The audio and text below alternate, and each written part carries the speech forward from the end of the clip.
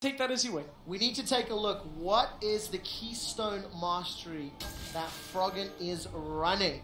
We will get it.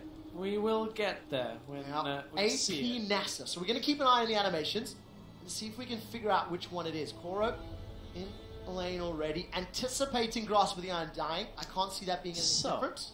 Corrupting Potion as well. So when he hits Spirit Fire, it will push the minions pretty quickly. Will also... Just taking a moment to enjoy the beats. We'll also, activate that Corrupting Potion. Fair amount of damage. AP Nasus, it is literally all about one ability. Spirit Fire will chunk and hurt quite a lot. Alright. There we go. See, look at it push those minions. I'd like to point out, I'm hearing from our production that Froggen is in fact not running a Keystone Mastery. He's running 6, 12, and 12. Oh, he is. So we'll have to break this down. If this works, this might be genius. But it's going to be on the CS, alright? Exhaust, Barrier aren't the two summoner spells. Froggen missed one, and I think that Spirit Fire might help get this next level. Look, Koro's yielded. He can't stay on the Spirit Fire to farm, but the minion is gone. There's the vault. Level 2 is early. Froggen's in trouble. He's got level 2 his own. Wither comes out, which I guess will be relatively powerful. It's like, this is really annoying. Please don't use an attack speed and movement speed debuff on me. Look at this. Koro just continuing to spam out. Got the CS lead. The wave will be pushing towards Froggen, but Spirit Fire spam is going to make life very difficult in keeping the lane where Froggen wants it to be. Gets another Wither down.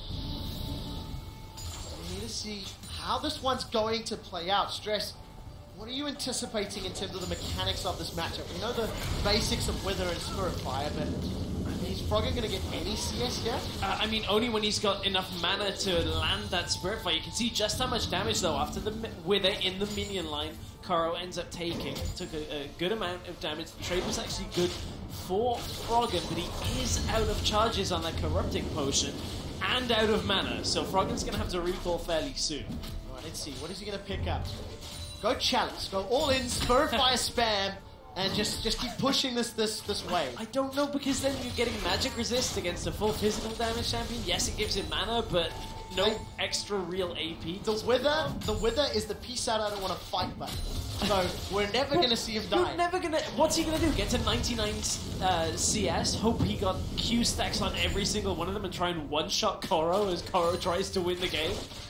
Yes. Okay, I'm looking forward to it. We're like 6-7 minutes away. I'm looking forward to it. Thank you very much, ladies and gentlemen. I mean, I'll concede. I'll believe in the Nasus. It's fine. I too have felt the Nasus Q spam in solo queue. Like, look at it. Look at how much damage Koro is taking, though, from these early Spirit Fires. Like, in all seriousness, it is difficult to deal with this early on because it just ticks for so long, and it means Koro is getting zoned away from a fair number of creeps. That means Froggen is staying relatively even on CS, only half a wave behind him. Yeah, let's see, where is it pushing? We'll take a glimpse of this lane in a second. Doran's Ring picked up for Froggen, as well as more Corrupting Potion charges.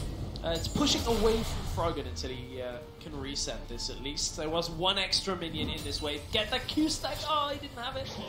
Oh, wasting the charges. So we'll see if he can manage to build that up. 27 to 24, so the pressure still in favor of Koro, and the wave landing on his lap. It's going to allow Koro to pick up a further lead. So for Froggen, oh, the taunt! The taunt! Bust a move!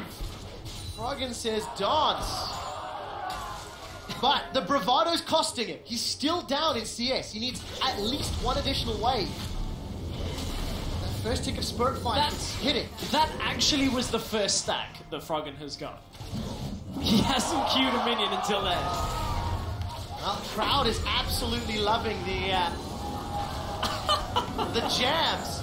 Loving. Look at the smiles. Now, Koro is all business, and Froggen is loving it. He's like one of those stage performers down on the 3rd Street Promenade. This is actually like the most troll Froggen's been. He's like, I won my Nivea mirror, I'm just going to pick Nasus, you're never going to kill me. I'm going to get level 6, I'm going to wither you, and that's it. Good now, luck. That's the thing, right? The mad scientist in Froggen. Wither, show that minion! Oh. Wither is going to be your built-in sort of let's never fight. If you eventually need to get to your Fury of the Sands, get the HP, get the extended range. So you've got all these tools, and now Froggen is closing the gap. It's down to 3 from 6. He's maintaining it. You know, the Spiritfire is pushing through so quickly. So Froggen will be saving his Q for a fair amount of this because he will need it for a little bit extra damage in the trade, so he doesn't want to throw it out willy-nilly. But, you know, he should get a couple of stacks here and there throughout. He is starting to ramp up, but it's not going to hurt too much. It is fairly minimal, the amount of damage it'll actually add. So, you know, I think as long as he's kind of getting cannon creeps every now and again, he should be okay. It's all about just getting the farm. Where does Froggen pull ahead? How does he get the additional 4 CS? Will overtake Koro? At what point can he zone Koro away? He's already kind of doing it, because you can see Koro, now he's going to step forward. Froggen is going to just advance on him until Spiritfire comes back up. Froggen trying to bait out the fact that he could return the damage, but didn't actually choose to in that kind of situation there. So Koro is getting zoned ever so slightly away, but did manage to get an extra CS. 1 CS extra from that wave means that now to 4 between the two. Froggen is still playing a losing race. You need to overtake the lead person if you want to win. And the current strategy is not working. We need to see an adjustment. Now, both of these players are sitting on over 1,200 gold. 1,200 for Koro, about 1,300 for Froggen. Froggen's just... I don't really know. It's fine though. Like, I actually don't think it's too bad for Froggen right now, especially if Koro recalls now. He actually recalled. That is disrespectful to Froggen right there. Allowing Froggen to get the whole wave of minions and force it into tower. But here comes the Quinn. How fast can she make it back to lane? This is really underwhelmingly slow. This is very exciting. Boots. This is so much slower than I thought it was going to be. Literally, he got it. It's okay, guys. What? That was actually really underwhelming. Now, look at the item pickups. Froggen is now going to be unkillable. Glacial Shroud, another Doran's Ring. So, the mana regen's going to be there. Hang on. He got a Dark Seal. Okay, so he gets 25% extra healing from potions. I love it. I love it, Froggen. That was the move. And AP. He gets AP from that. Koro backed away. And mana. And now Froggen is going to get a 2 CS lead. Man, this is value. The Dark Seal play. And look how Froggen has pulled the minions, the range creeps to his front melee minions. Gonna stall this lane out a little bit. I think you're gonna stack there on that Siphoning Strike.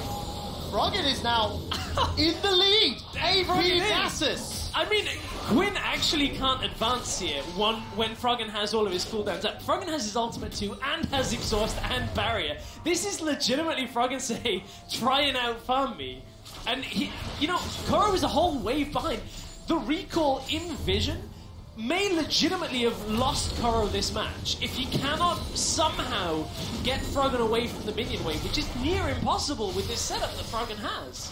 Especially when you consider the barrier still available, exhaust still available, the ultimate as well, and Froggen just continuing to apply pressure to Koro. He just walks away. He just withers him and turns his back. He's like, you can't follow me. It's a 2 CS game. It is a 2 CS game. It is still very, very close. Froggen just used a cooldown of Spiritfire. And won't be able to push this because he wants Koro to push towards him for now so he can then zone. Well, Withers down. Froggen's moving forward. Comes out. But it is forcing out. The ultimate's traded. Exhaust for exhaust. Siphoning Strike for Froggen. He still has barrier. Makes his way over to the relic. And with the fight, Froggen's got a 5 CS lead. Yeah, and that's what it was all about. Froggen knows as long as he doesn't die and can just regenerate this health, he's fine to lose the health but win the CS game.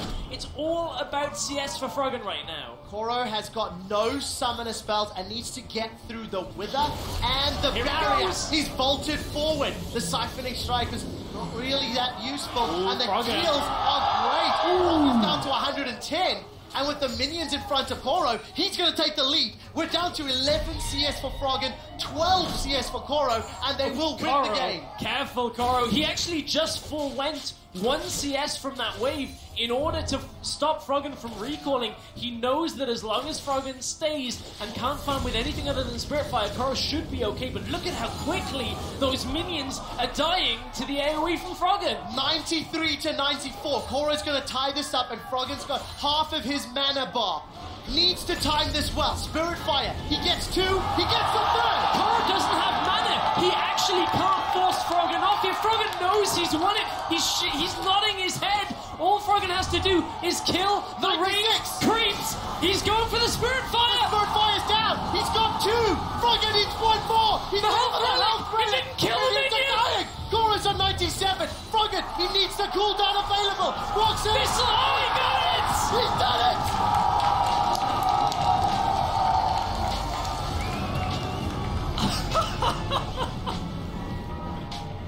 That was incredible. I have never been so excited